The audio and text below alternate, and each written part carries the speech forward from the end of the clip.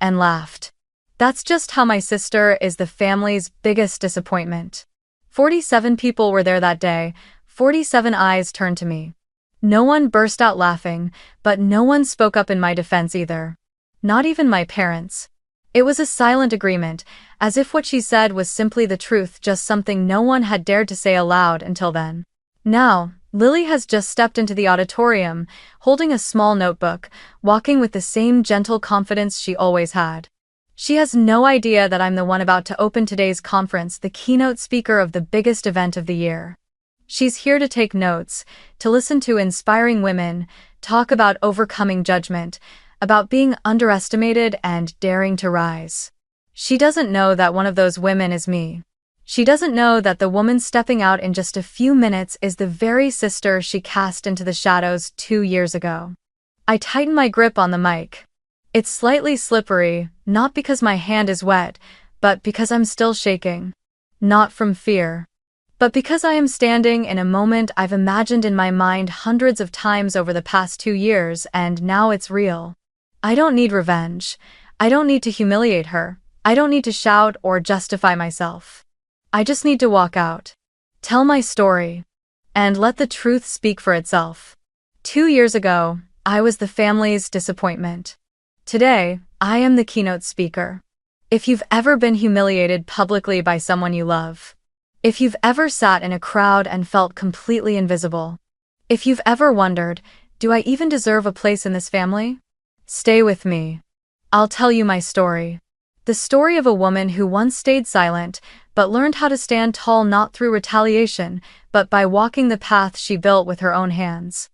I was born and raised in Bloomington, a small town in southern Indiana where winters weren't too harsh, but the chill always managed to slip through the cracks of old wooden windows and into dinner conversations. My family was the stable kind. Dad worked as an interior design engineer for a local firm. Mom taught 2nd grade at the elementary school across the lake. Not rich, but never lacking. From the outside, we were the ideal picture, a cozy family of 4 with 2 well-behaved daughters. Except no one ever asked if I was truly well-behaved, or just trying hard enough to be quiet so I wouldn't be a burden. I was the eldest. Isabel Monroe. Quiet, book-loving, always willing to teach myself everything without being told.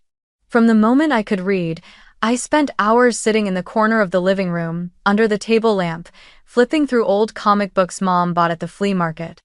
I never needed help tying my shoelaces, never whined when I didn't get ice cream, and never threw tantrums when I was told no. I got used to doing everything on my own. So much so, it became my identity. And then there was Lily. Lily was like a spotlight. She walked into a room and everything seemed to glow brighter. 2 years younger than me, Lily had naturally curly blonde hair, wide, doll-like eyes, and a laugh my mother once called the music of life. Lily loved to sing, dance, and doodle on the walls, and every time she did, she was praised for having an artistic soul. Meanwhile, I wrote poems in my notebook and hid them under my pillow. My parents used to say, "Lily needs more attention, you're already good at everything, right, Isabel?"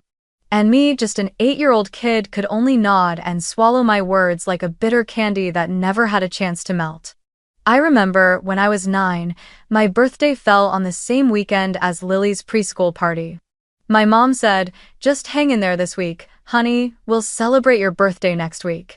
That next week never came. All I got was an old book, wrapped in newspaper, left on the breakfast table. Meanwhile, Lily's birthday that year was held at the fanciest Italian restaurant in town, with her name printed on balloons, a 3-tiered cake, and a full photo shoot with a professional photographer. I wasn't jealous. I just learned to remember the things I was supposed to forget, and erase the things I should have been allowed to hold on to. Every time I got an A+, Mom would say, "Good. You're the big sister. You're supposed to set an example." But when Lily was cast as the lead in her 3rd grade play, The Little Mermaid, the whole family plastered her posters on the fridge. Dad invited relatives to come watch, and Mom brought cupcakes to her class. Me? I won 2nd place in a statewide short story contest in 6th grade. Mom just said, "That's good." But next time, try writing about something happier. Your stories are too dark. Number 4. Eventually, I realized there was only one way to be loved in our house: by being cute, bubbly, sociable, and someone to be proud of. I wasn't that kind of person. I didn't know how to put on a show. I didn't know how to be charming. And most of all, I didn't know how to make them see that I mattered. I started living in a silence that no one asked for, but everyone expected.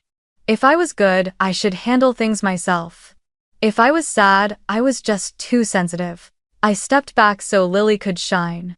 I gave in, even when I didn't want to. I accepted it, even when it hurt.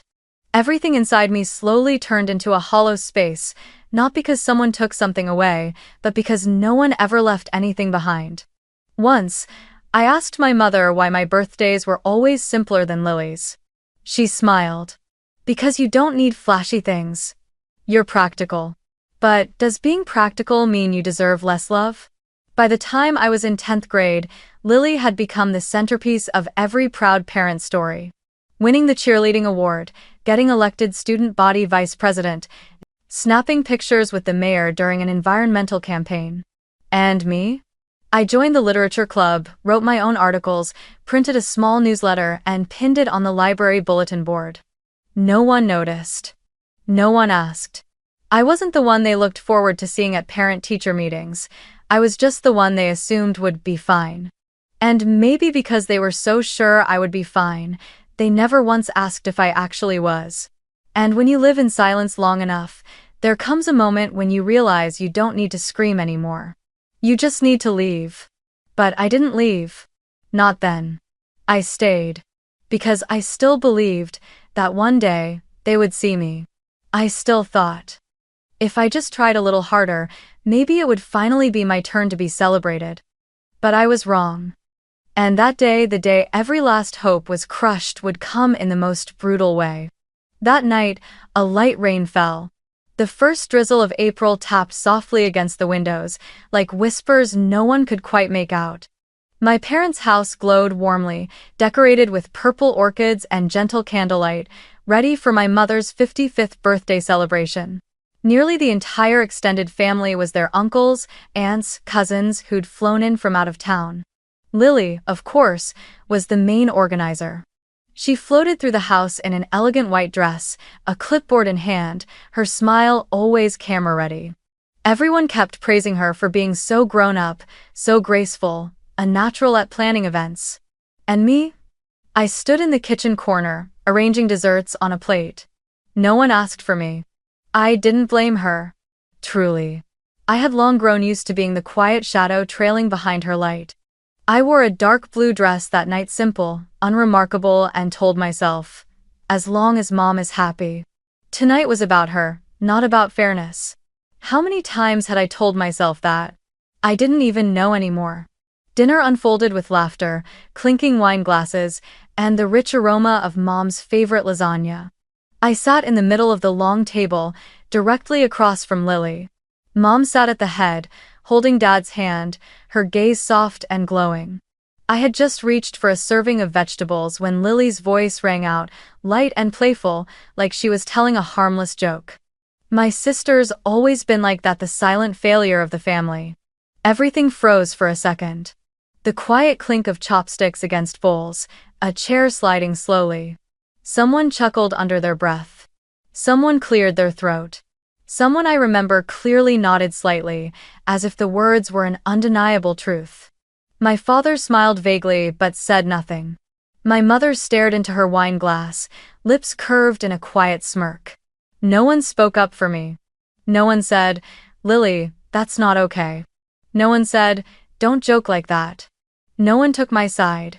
They just let the words hang in the air like a wound no one cared to bandage because they had long accepted its presence. I looked Lily in the eye. She smiled, unaware or pretending not to know that she had just carved a deep wound into my heart. No cruelty, just casual indifference. But cruel enough. I stood up, slowly, reached for a napkin to wipe my mouth. Conversation resumed around me, as if a chair had shifted, nothing more. I walked down the hallway and turned left into the downstairs bathroom. I closed the door, didn't turn on the light. I leaned my forehead against the mirror. In the dim shadows, my reflection stared back blurry, unclear like my place in this family. A warm pressure wrapped around my throat, like an invisible scarf tightening gently. I whispered, barely audible. They don't see me, maybe, they never have. I turned on the faucet, washed my face, dried my hands slowly just to keep from crying. Then I sat on the tiny windowsill in the bathroom, arms wrapped around a cushion, as if holding myself together. Laughter from the dining room echoed in, distorted and off-key, like an old song warped by time, familiar, but painful to hear. I stayed there for nearly 20 minutes. No one came, no one called. No one asked, "Where's Isabel?" When I returned to the table, the birthday cake had already been cut. Mom was beaming, Dad pouring more wine for the guests. Lily was taking selfies with two of our younger cousins. I sat down as if I'd never left. Mom turned to me and asked softly, "Where were you? I almost cut the cake without you." I just replied, "Sorry, I wasn't feeling well." She nodded and didn't ask anything more. I quietly ate my slice of cake, then helped clear the dishes like I always did. When someone sitting nearby asked how I'd been, I replied, "Still working in New York." They nodded and quickly turned to Lily.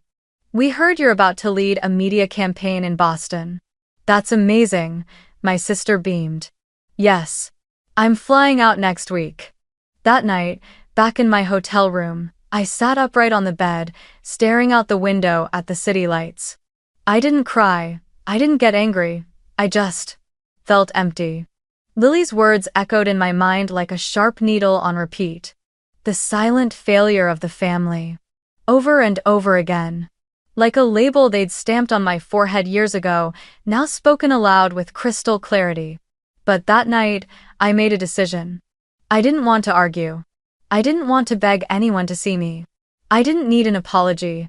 I didn't need anyone to correct the record. I only needed one thing. To make that statement wrong. And the only way to do that was silence. Not the silence of someone who surrenders, but the silence of someone who is walking step by step out of the shadow of a family that never saw her. And writing her own place into the world. A place that no one could deny.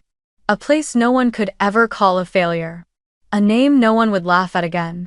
And when that day came, I wouldn't need to answer them. I'd simply stand up, in a room full of people, and let them understand on their own. I left Indiana on a Sunday morning that was sunny, yet bitterly cold.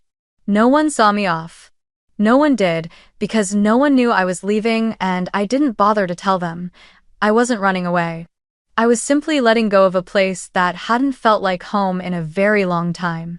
In my old suitcase were a few office outfits, a stack of dog-eared psychology books, and an acceptance letter to a graduate program in applied psychology in New York, a letter I had received 2 days after the failure dinner. The room I rented was on the 3rd floor of a crumbling building in Brooklyn. The walls were cracked, the faucet leaked, the power outlets flickered, and in winter, the wind pierced through the window frame like needles. The landlord was a widowed man from Pakistan who didn't ask questions. He only said, "I don't allow late rent, but if you need an extra blanket, I have one." I thanked him. And I began my new life on dinners of cheap sandwiches and restless sleep under dim yellow streetlights. During the day, I studied in the university library. At night, I worked at a coffee shop 3 subway stops from home. I brewed lattes, wiped tables, and took orders with a smile I tried hard to keep polite. I thought I knew what exhaustion was. But it's only when you work a 6-hour evening shift, take the 1 a.m.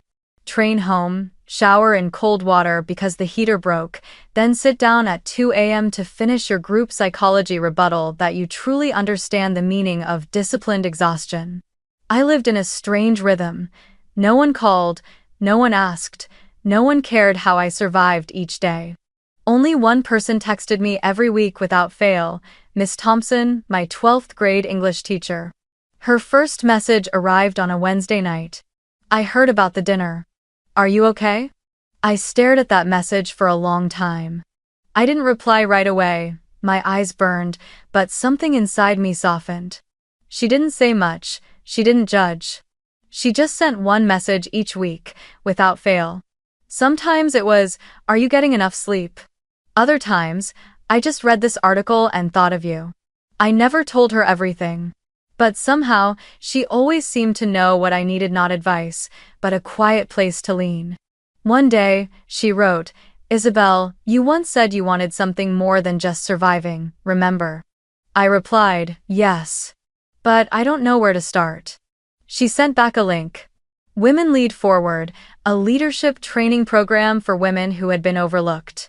I cried when I read the tagline. The program only accepted 12 women per year. I didn't expect anything, but I applied anyway. I wrote as if every sentence was a breath I was reclaiming. I wrote about a childhood where being already good enough meant being forgotten. About that empty chair at the dinner table. About the cold brick wall in my Brooklyn room, where I studied alone each night. I didn't write hoping to be chosen. I wrote because, for the first time in my life, I wanted to speak fully without being interrupted. 2 weeks later, I got an email. The first line read, "We are deeply moved by your story, Isabel." I didn't believe it. I read it 3 times. My hands trembled as I hit reply. And that morning, when I stepped out of the coffee shop, the sky over New York was gray and heavy, but something inside me had begun to shine. Still, not everyone thought it was good news. When I called home to share it, my mother only said, "Leadership? Who would you ever lead?" My father growled. "So you've finally given up on stability, huh?" Lily sent a single text. "Stop trying so hard. Not everyone is meant for the spotlight." I turned off my phone. I didn't respond, and I didn't cry anymore. For the first time, their rejection didn't shake me. I didn't need them to believe in me. I only needed to believe in myself. But those words still echoed in me as I entered the first week of the training program. I felt lost among the other participants, accomplished women with titles, resumes, and networks. I sat at the end of the table, always with a pen in hand, always taking notes, terrified of being called on. I didn't dare mention that I'd brewed coffee just the night before, that I still wore secondhand clothes, that I'd eaten instant noodles 3 meals in a row last week. One Friday afternoon, the mentors asked, "Share a moment when you felt silenced, when your voice didn't matter." I hadn't planned to speak. But then, I thought of Lily. Of the chopstick tapping the edge of the bowl. Of my mother's eyes, fixed on her wine glass instead of on me. And I raised my hand. I spoke. I didn't cry, I didn't stutter. I told my story in a low, steady voice. And when I finished, the room was silent. The lead mentor, a consultant who once taught at Harvard, looked at me and said, "You're not here to learn how to lead. You're here to remember that you've been leading yourself for a very long time." Life was still hard after that. I still worked extra shifts, still hand-washed laundry on Sundays, but something inside me had shifted. I was no longer the Isabel who feared being seen. I was the Isabel who had begun to look directly at herself. And when you begin to truly face yourself, you realize no one can call you a failure unless you hand them the right to do so. I don't give that right to anyone anymore, not even to my family, not even to Lily. Because from the moment I walked out of that house and stepped into that little room in Brooklyn, I chose once and for all to see myself. And that was the day I stopped waiting for anyone else to do it for me. The months that followed in the leadership program felt like a cleansing, a rebirth. I was no longer the girl sitting silently at the end of the table. I began asking questions, offering feedback, sharing my experience not as a victim but as someone who had survived. The course focused on emotional leadership, something I once believed I lacked, having grown up in a family where emotions were something to control, never to express. But it turned out, I had the capacity to feel others deeply because I had been the one ignored for so long. I realized, those who know what silence feels like, know best how to hear voices that are being silenced. In one workshop, we were asked to write a free-form essay on the topic, "Where does leadership begin within you?" I went home, sat by the window of that old room, watching the streetlight reflections dance on the gray wall. And I wrote. I titled it, "The Unseen Daughters, on being invisible in your own family. I didn't try to sound poetic. I simply told the truth, cold and gentle at the same time. I wrote about the forgotten birthday gift, the empty seat at the table, the party where 47 people witnessed a joke that was more like a sentence and no one objected. I didn't write to blame anyone. I wrote so that those who've lived like I did would feel less alone. At first, the essay was shared only in class, but a classmate, who was also a journalist, asked to publish it on her personal blog. I agreed on one condition: not a single word could be changed. 2 weeks later, the essay had over 1 million views. I didn't know why it had gone viral, but I knew one thing for sure. There were far too many people who had lived in the shadows, had been called strong so you don't need help, had been labeled the disappointment without ever being given the chance to prove otherwise. Messages from strangers poured in. Things like, "Thank you for writing what I never dared to say," or, "I cried because someone finally understands." A professor from my old school emailed to say he'd printed out the essay to use in his family psychology class. A woman from Texas wrote, "Can you help me talk to my daughter? I'm afraid I may have made her feel this way too." I began getting invitations to speak on small podcasts about healing, about leading from within pain. I spoke with hosts I used to admire through blurry Zoom screens, still with my homemade tea and the old laptop borrowed from the university library. No studio, no spotlight. But there was listening. And trust. One early September afternoon, I received an invitation to join as a psychological advisor for a support group of women who had experienced emotional abuse in marriage and family life. The group's coordinator was a mother of 3 who had fled her husband after 10 years of living under constant disregard. She had read my essay and tracked me down by every means she could. When I asked, "Why me?" she simply answered, "Because you don't just understand the theory. You've lived it." And then, I began to shape something I had never dared to imagine before: a small organization of my own. Not to rescue anyone, but to create a space for women who had once been ignored, labeled failures, constantly compared, or told to toughen up, to pause, and finally be seen. I called it the Second Daughter Project. A small project, no big budget, no corporate sponsors, no flashy banners. Just weekly Saturday night Zoom gatherings. A private support group for people too afraid to say their real names. A free Google Doc toolkit to help rewrite your personal manifesto if you've ever been misdefined by someone else. I didn't promote it much. But they came, one by one. A 2-3-year-old girl who had just left a toxic household. A 4-1-year-old woman who had never once heard her mother say, "I'm proud of you." Teachers, nurses, students, stay-at-home moms, lawyers, people who seemed fine on the outside, but were quietly surviving with a hollow space inside them called "I was never seen." We didn't call ourselves victims. We were simply those who had not been heard, and now we were learning how to listen to ourselves.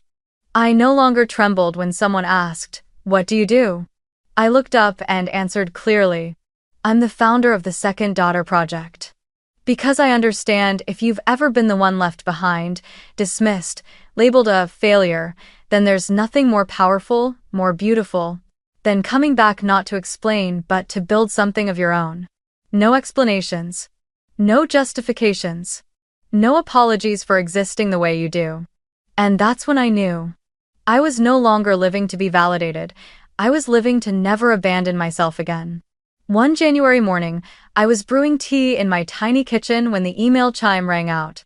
Nothing unusual. I received dozens of emails daily, from project members, podcast hosts, people wanting to share their stories. But this time, the subject line on my laptop screen made me freeze. Keynote speaking invitation, International Women's Leadership Conference 2025. I thought it was a mistake. Or spam. My hand hovered midair, the teapot tilting slightly, hot water spilling out, but I didn't notice. I clicked the email. "We are honored to invite you, Isabel Monroe, to be the keynote speaker at the annual International Women's Leadership Conference in Boston. After reading your essay, The Unseen Daughters, and witnessing the impact of the Second Daughter Project, The organizing committee believes your story and journey will be a powerful source of inspiration for the thousands of women attending. I read it again. A second time. A third. Then I sat down, pressing the palm of my hand against my chest, just to make sure my heart was still beating steadily. I thought of the nights I spent writing that essay in the dark, with only a dim desk lamp and the sound of subway trains rumbling through Brooklyn. I thought of the piece that changed my life, and now was bringing me to a stage I never dared to dream of. I said yes. Of course I did. But not right away. It took me a full day to find the courage to hit send on the reply. Not because I doubted myself, but because I understood, stepping onto that stage, I was no longer speaking just for me. I was speaking for the hundreds of unseen daughters like me.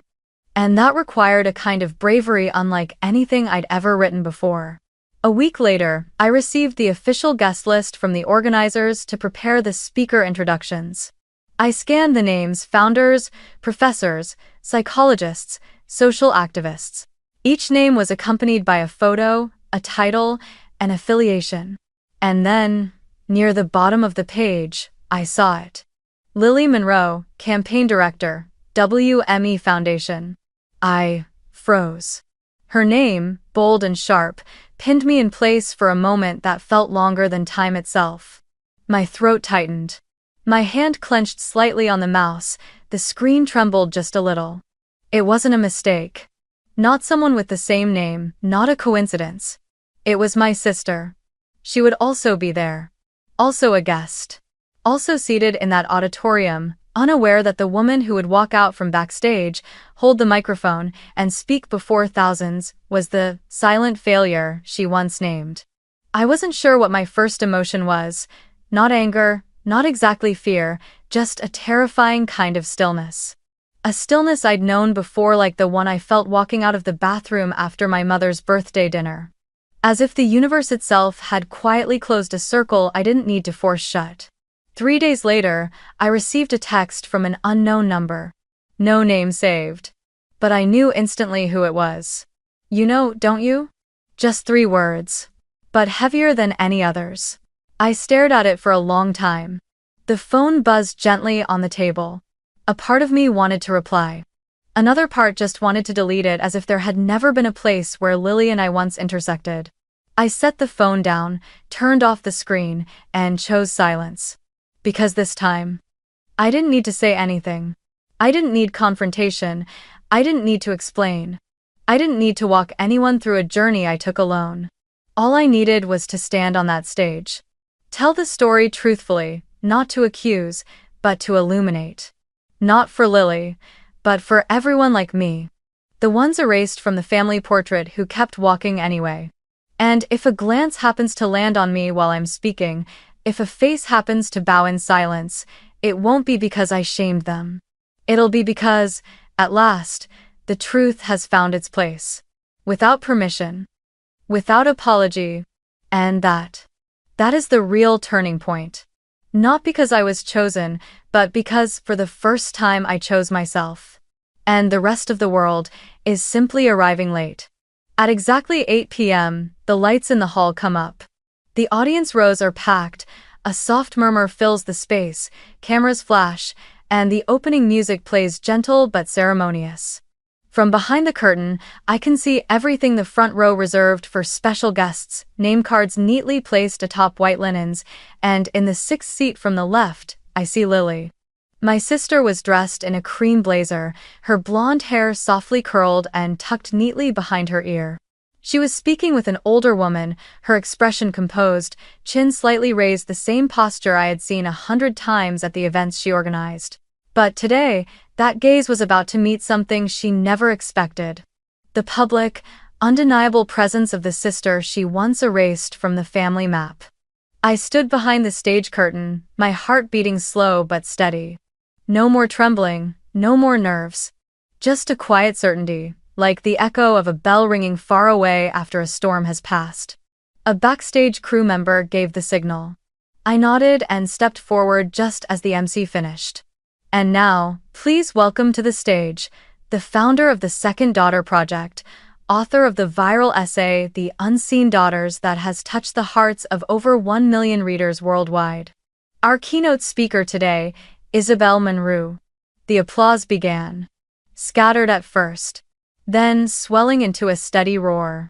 I walked out to center stage. The spotlight hit me full in the face, and for a moment, everything in the front row blurred. But I still saw one face clearly, Lily's. She looked up, eyes wide, lips slightly parted. In that instant, her expression shifted, first confusion, then disbelief, and finally froze in stunned silence. I didn't look long. I didn't need anything from her. I turned my gaze toward the audience and began. Good morning. My name is Isabel Monroe. I was once called the silent disappointment of my family. And as it turns out, that was a gift in disguise. No one laughed. No murmurs, just a silence so full it felt like a blank page, waiting for truth to be written on it. I continued. I was born the eldest daughter in a family where silence was considered a virtue, and independence was mistaken for not needing love. I grew up hearing things like, "You're already good, you don't need more praise," and "You're strong enough, so let your sister shine."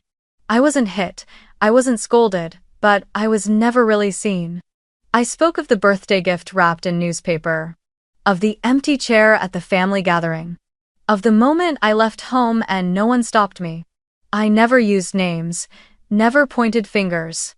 But each sentence pulled the audience back into their own childhoods, back to the quiet places where they once sat, wishing someone would ask, "Are you okay?" And no one ever did. I spoke of New York, of peeling walls and cold water showers, of working shifts until 1 a.m. and then coming home to write scholarship applications, of building a life not to prove I was good enough but to survive the belief that I never would be. And then, I wrote an essay, just to find my voice again. But I never imagined that essay would become the voice of thousands of others. I looked around the auditorium, some were wiping away tears. Others sat upright, as if they too had once been called invisible. I continued. I'm not standing here to seek revenge. I'm not saying these things to make anyone bow their head. I'm here to tell you, if you've ever been cut out of the family picture simply because you didn't fit, you were never the problem. You were just placed in the wrong frame. I spoke about the Second Daughter Project, about the women who had learned how to come home to themselves, about a generation of second daughters, not chosen, but still here, still radiant, still whole without anyone's approval. I'm not standing here because someone gave me an opportunity. I'm here because I stopped asking for permission to exist. When I finished, there was no sound at first. Just a held breath, stretched across the room. And then, like a flood breaking loose, the applause erupted. A few stood. Then a row. Then the whole room. The sound thundered against the walls, rising to the vaulted ceiling. I didn't smile, I didn't cry, I just stood there still, steady, and unmistakably present. I glanced at the front row. Lily was still seated, her hands tightly clasped in her lap. She wasn't clapping. But her eyes couldn't hide. She looked down not in defeat, but because, at last, she saw me. Without introduction, without anyone pointing. The truth, when spoken from the heart, doesn't need to shout, it carries itself. And today, it spoke for me. All I had to do was stand there, as living proof that someone once labeled the silent disappointment could be the one who made the entire hall rise.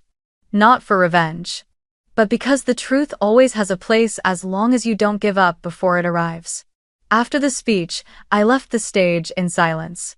Not because no one called out, but because I didn't want to get swept into the swirl of compliments, handshakes, or repeated thank yous. I needed a few minutes to breathe, to return to myself. I walked down the hallway on the left side of the auditorium, a quieter wing with white walls, high ceilings, and soft recessed lighting that gave me a small cocoon to step back into.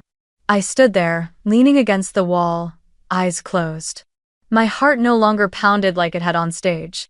Everything now was simply calm, a peace I had taken far too long to find. And then, the soft click of heels echoed down the corridor behind me. I opened my eyes. Lily stood there. Her eyes were red. She still held the notebook I was certain she hadn't written a single word in. Her gaze met mine like it had just passed through a fog, no longer proud, no longer certain. Just something fragile and sincere. "You knew I'd be here?" she asked, her voice barely more than a whisper. I looked at her, no flinching, no surprise, and answered slowly, "Number. But you saw me now, didn't you?" Lily bit her lower lip and nodded, almost imperceptibly. "I didn't know. I never imagined. How did you become this strong?" I tilted my head slightly. Not smiling, but not cold either. "Since the day you called me the disappointment of the family. And no one stood up for me." Lily lowered her head, clutching the notebook tightly.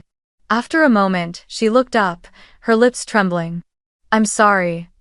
I never understood, not until today." I exhaled gently. Not because of her apology, but because I realized I no longer needed it. I looked at her, my voice calm. "I don't need an apology. I need acknowledgement from you. And you did that when you lowered your head." Lily looked at me, eyes glistening. She opened her mouth to say something but couldn't form the words. I stepped forward, not close, just enough for us to stand side by side, no one ahead. No one left behind. "Lily," I said softly, "I'm not angry with you. I never truly was. You only did what everyone else in our family has always done, looked at me, but never really saw me. But today, you did. And that is enough." Her eyes shimmered. For the first time, they weren't proud or polished but honest, in a way that felt new and real. "I always thought you didn't need anyone. You were so strong. I didn't understand that. You had to be strong because no one ever asked if you were okay."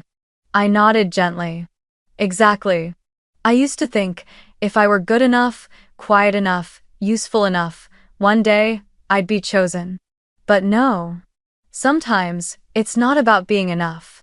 It's about the fact that they already chose someone else. And you're just out of view." Lily clenched her fists, eyes red again, then blurted out, "From now on, if anyone asks who I admire most, I won't say celebrities anymore, I'll say it's you." I didn't respond. I just placed a hand on her shoulder, steady and warm. "I don't need to be admired," I said. "I just need you to understand, no one has the right to define someone else as a failure, not even family." We stood there for a few minutes more. No more words, no need for a hug. No dramatic reconciliation. Because sometimes, forgiveness isn't a moment, it's a process. And today, that process had begun not with words, but with a look. With acknowledgement. With the bowed head of someone who once looked down on another and now was learning to see them eye to eye. I walked away first. Not to leave her behind, but because I knew, this time, Lily wouldn't let herself remain behind. And neither would I. I no longer needed anyone to walk with me because I had learned how to stand alone, and from that moment on, I had nothing left to prove. I only needed to be myself. And for the first time, that was enough. I returned to New York on a softly raining afternoon. The city was still loud, exhausting, and crowded as always, but inside me, something had changed. Not peace, something fuller. Wholeness. For the first time in years, I walked into my tiny apartment without feeling like anything was missing. I didn't need anyone to greet me. I didn't need arms around me. Because now, I knew I had finally come home to the only place I truly belonged, myself.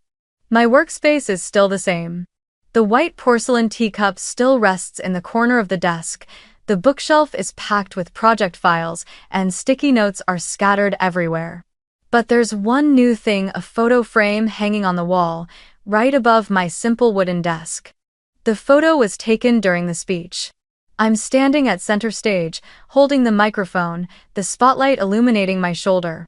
But what makes it special is what's in the background, blurred rows of audience seats, and among those faces, one person is looking up at me, her gaze quiet but deeply present. It's Lily.